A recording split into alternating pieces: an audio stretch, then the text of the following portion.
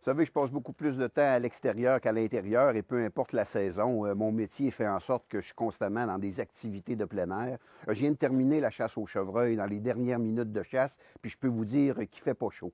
Mais de plus en plus, je suis en train de vérifier la maxime, il n'y a pas de mauvaise température, il n'y a que des mauvais vêtements. Bien, savez-vous, j'ai découvert véritablement une révolution au niveau des vêtements grâce aux vêtements chauffants pèlerins.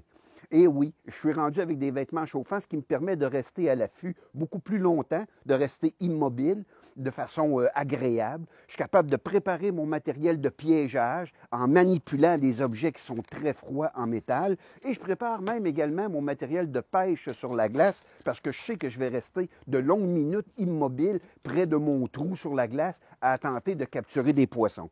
Sans les vêtements chauffants pèlerins, j'aurais beaucoup de difficultés à pouvoir réaliser ces activités-là.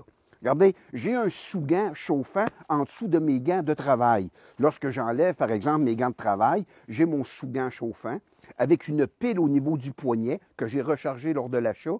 Et je suis capable d'activer le chauffage de mon gant grâce à un interrupteur au poignet. 3 intensités, donc élevé, moyen et faible. Et j'ai même ici un indicateur de la puissance de ma pile.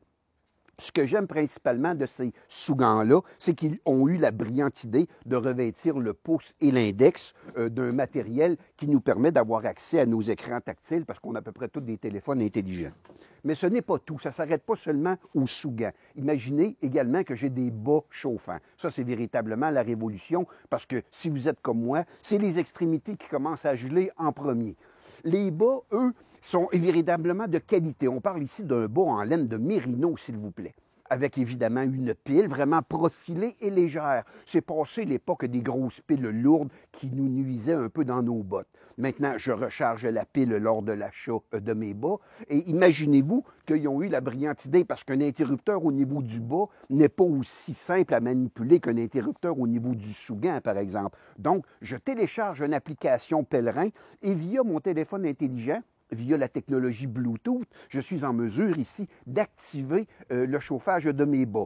Haute intensité, moyenne intensité ou basse intensité.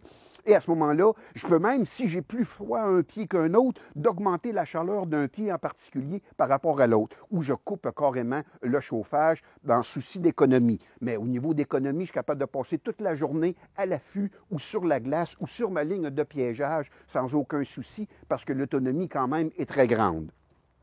Et pour les plus frileux d'entre nous, permettez-moi de vous présenter la veste pèlerin. Encore une fois, une mini-pile ici qui est inclue à l'intérieur d'une poche que je recharge évidemment lors de l'achat et d'un simple interrupteur ici à l'extérieur. Je maintiens enfoncé 2 secondes et des éléments chauffants sur la poitrine ainsi que dans le dos se mettent à s'activer. 3 intensités de chaleur également, dépendamment de la froideur qu'il fait à l'extérieur. Donc, plus aucune raison de profiter de l'hiver québécois. Chasseurs, piégeurs, randonneurs, pêcheurs sur la glace, motoneigistes, il y a des vêtements chauffants pèlerins de qualité qui vont vous permettre d'affronter tous les climats de notre hiver québécois.